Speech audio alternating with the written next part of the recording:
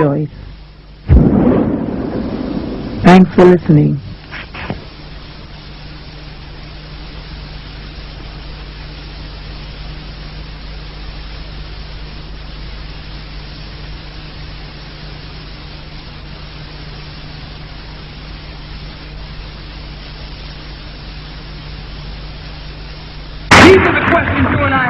How did we get these mines? OPEC production minutes, helping to drive down the price of oil from $20.50 a barrel in the opening of business in 1990 to a mere $13.60 a barrel by Sunday. You have to understand the difference. We didn't come over on the Nina, the Pinta, and the whatchamacallit. We didn't land on Plymouth Rock.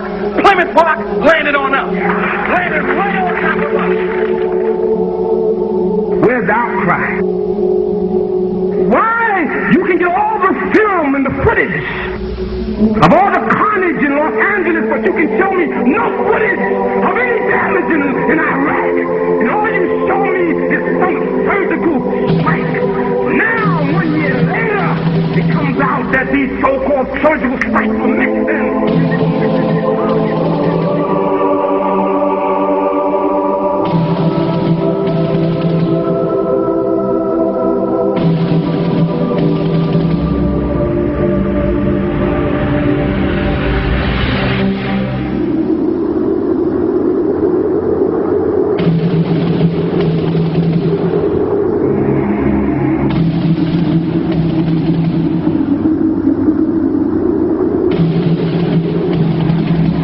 August 2nd, 1990. Saddam Hussein's forces crashed through the defences of oil-rich Kuwait in fear of an Iraqi invasion into Saudi Arabia. The United States and her coalition allies poured into the Arabian Peninsula to form a deterrent that would be known as Desert Shield. The result was a series of diplomatic talks, negotiations and counter-negotiations that rapidly declined into a no-hope situation. On August the 17th, 1991, Desert Shield became Desert Storm. Center of this city. Just one comment. Clearly I've never been there, but this feels like we're in the center of hell. There continue to be these flashes of light often. Whoa! Holy cow! The conflict was witnessed by millions through the eye of CNN and the BBC, showing propaganda of the systematic eradication of Saddam's forces by a coalition far superior in technological, political and economic power. However, what was little known was that from the outset the war was engineered, controlled and manipulated by an elite group. A group which had created the illusion of a man with power, at the head of a million-strong army, on the verge of going nuclear. A man who had gained control over 1/5 of the world's oil overnight. However, in reality, he was merely a pawn, in amongst many pawns.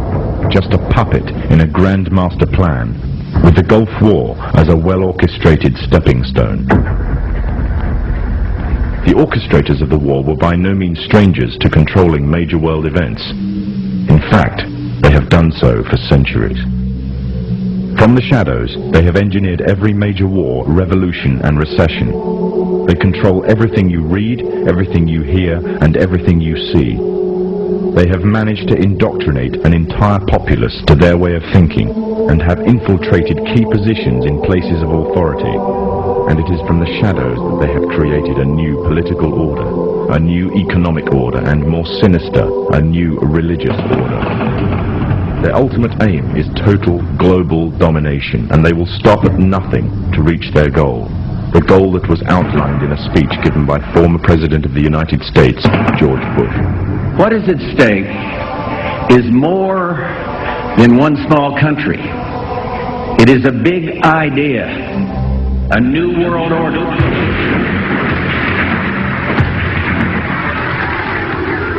However, the origins of this global plan were not created in the offices of the White House.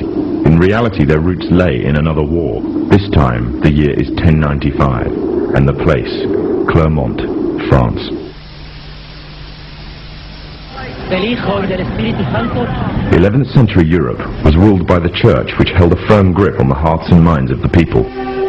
This power enabled Pope Urban II to wage war on the Muslim Caliphate, and crusade in what he called a War of the Cross to recapture the land of Jerusalem.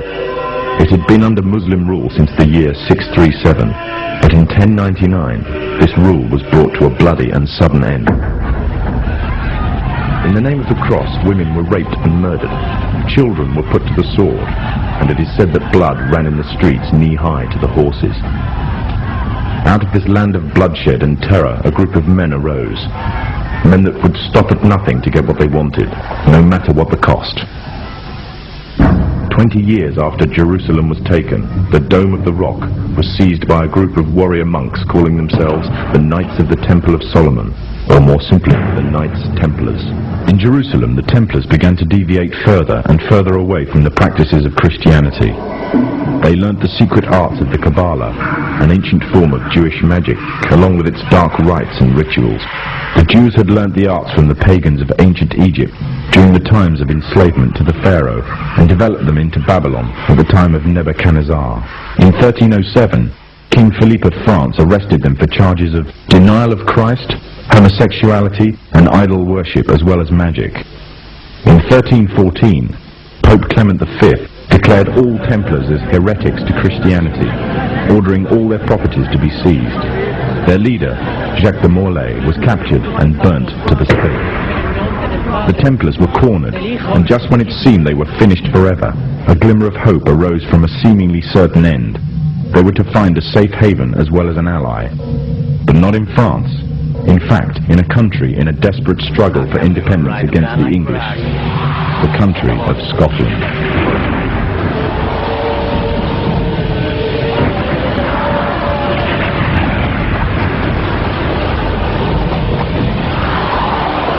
For some, Scotland's hope of independence had died with the death of William Wallace. However, to the King of Scotland, Robert the Bruce, the arrival of the Templars gave him a new secret weapon. Their experience, gained over 200 years of fighting the mighty armies of Islam, had made them expert in combat and warfare, and more than a match for any army brought before them. In 1314, the Templars, allied with Robert the Bruce and his army, took to the fields of Bannockburn in the long-awaited showdown with the English. Robert the Bruce's foresight paid off. The 25,000-strong English army suffered a humiliating defeat at the hands of only 6,500 men. The dream of an independent Scotland had finally been achieved. The Templars had brought themselves back from the brink of destruction, and never again would they allow themselves to be destroyed. This time, they would control the country by controlling its kings. And in order to preserve their secret order, the Templars would have to die, or more precisely, the name would have to die. The Templars, who had escaped Europe, were finally laid to rest in Rosslyn Chapel, Scotland, which stands to this day as sign of their presence in Britain. Their descendants became the true power of Scotland.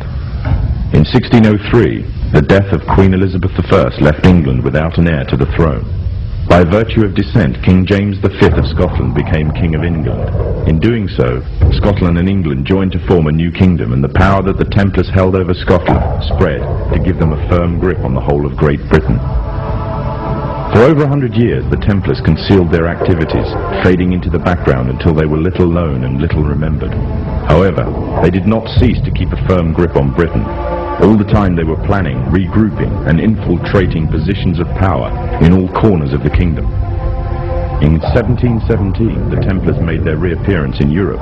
They had grown in both number and strength, and were now ready to coin a new identity, free from their reputation of the past, and given credibility by none other than the monarchy and aristocracy of England. And the name they chose for themselves was a name that will be known by many, but understood by a few.